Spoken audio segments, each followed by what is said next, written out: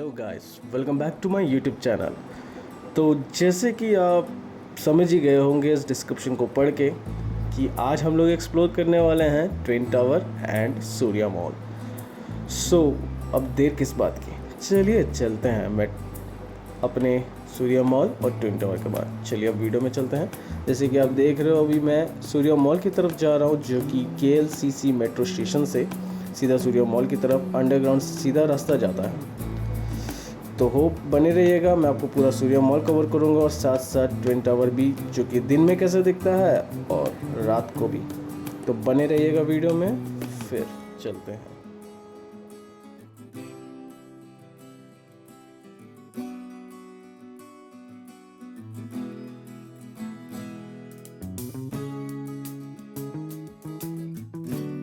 तो ये है गाइस सूर्या मॉल का एंट्री, जो कि सीधा KLCC से कनेक्ट होता है।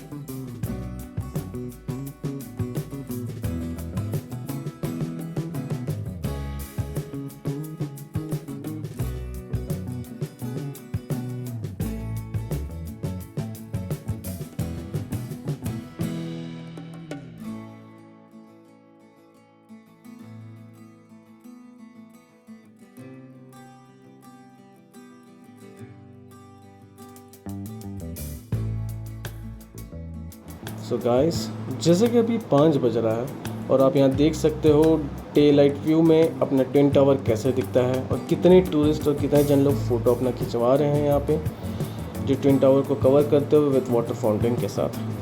तो अब हम लोग शिफ्ट होते हैं नाइट व्यू में, जो कि नाइट लाइफ और नाइट व्यू में कैसे दिखता है अपना ट्विन टावर और अपना फाउंटेन। चलिए फिर।